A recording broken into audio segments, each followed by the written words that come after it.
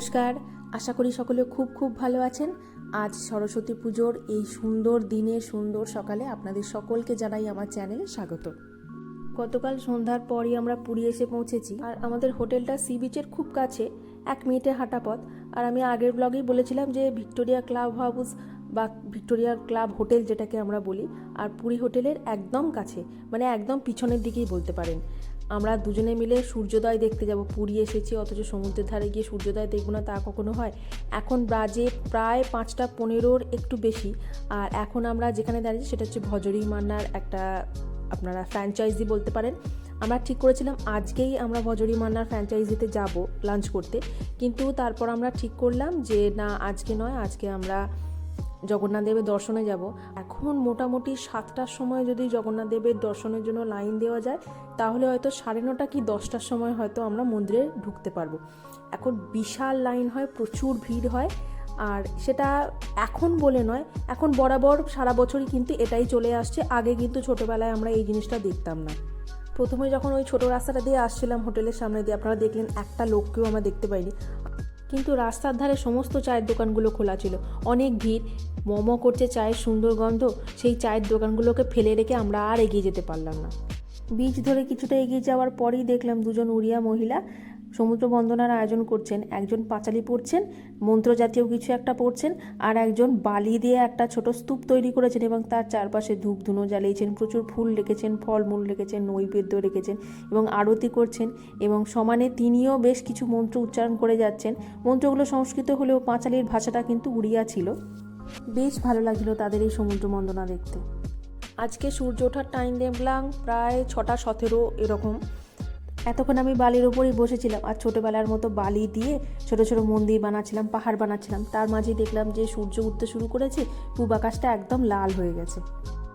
পুরীর সমুদ্রের ধারে দুটো জিনিস কিন্তু আমাদের খুব স্মৃতিতে টানে। সেটা হচ্ছে এই উটে চড়ে গোটা বিচটা ঘুরে বেড়ানো, আর ওই যারা সাদা পোশাক পরে ক্যামেরাম্যান থাকেন তাদের দিয়ে ছবি তোলানো। এমন কোনো বাঙালি মানুষ নেই বা বাঙালি পরিবার নেই যাদের কাছে এই দুটো জিনিসের স্মৃতি নেই। বালি দিয়ে যে মন্দিরটা বানিয়েছিলাম, ভেবেছিলাম ভিডিও করে আপনাদের দেখাবো যে কেমন হয়েছে। ওর ছবি তোলার বহর থেকে যেই না আমিও একটু ভিডিও করতে গেছি, অমনি ফিরে এসে দেখি কে যেন ওটাকে মারিয়ে দিয়ে ভেঙে দিয়ে চলে গেছে। এমনভাবে মারিয়ে দিয়ে গেছে যে আবার নতুন করে তৈরি করার সেই ইচ্ছেটাই আর চলে গেল।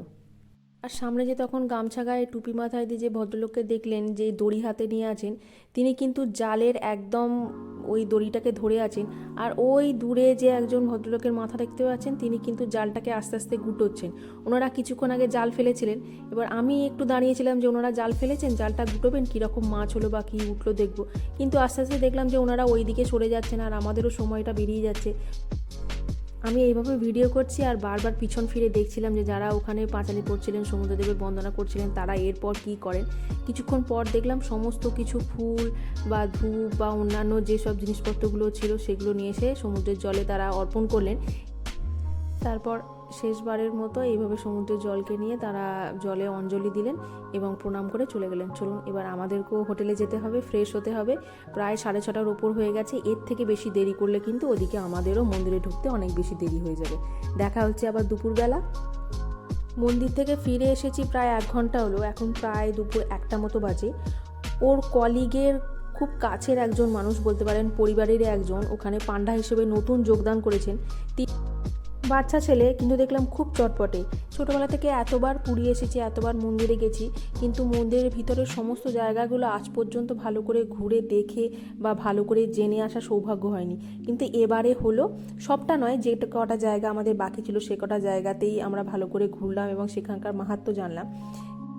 এখন আমরা যে হোটেলটা খেতে এসেছি সেই হোটেলটা কিন্তু একদমই উড়িয়া কালচারের হোটেল।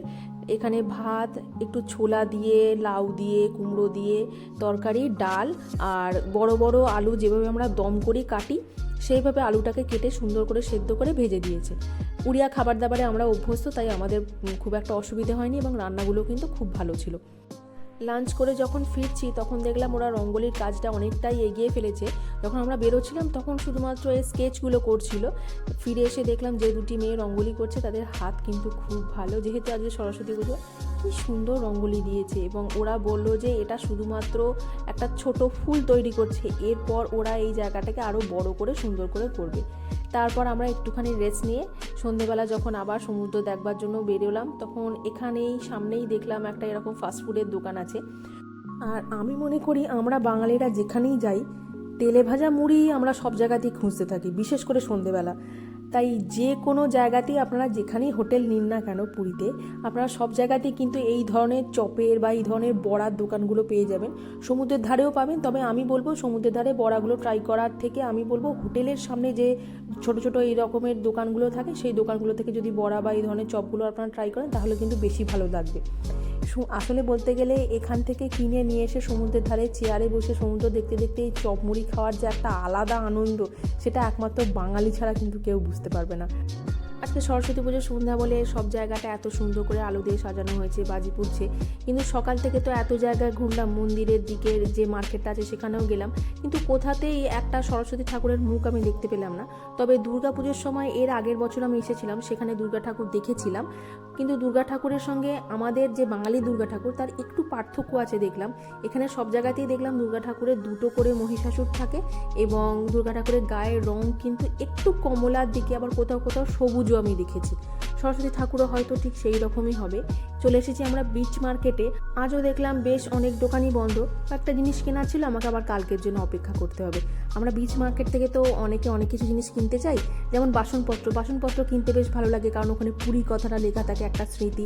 আবার আমরা স্পেশালি মেয়েরা যেটা মতির মালা কিনতে চাই। তবে এখানে সবকটা দোকানেই দেখলাম যে একদম অনলাইনে যে সমস্ত গয়নাগাটিগুলো পাওয়া যায় সবই রয়েছে। তবে আগের বছর থেকে দেখছি এই ধরনের রং বেরঙের যে বিডসের মালাগুলো কিন্তু খুব বিক্রি হচ্ছে। বেশ কয়েকটা দোকানে দাম দস্ত করার পর আমি একটা এরকম বিডসের মালা আর এক জোড়া একই রঙের কানের আমি 50 টাকায় পেয়েছি। হোটেলে ফিরে যখনই এদের চাতালটায় পা দিলাম, দেখলাম খুব সুন্দর একটা রঙ্গোলি করেছে, কিন্তু প্রদীপগুলো হাওয়ায় নিভে গেছে। ভিতরের রঙ্গোলিটা তো অসাধারণ করেছে, প্রদীপটা এখনও জ্বলছে বলে আরও যেন জল করছে। আজকের ব্লগটা এখানেই শেষ করছি। ব্লগটা কেমন লাগলো আমাকে জানাবেন। খুব শীঘ্র দেখা হচ্ছে নতুন ব্লগে। সকলে ভালো থাকুন।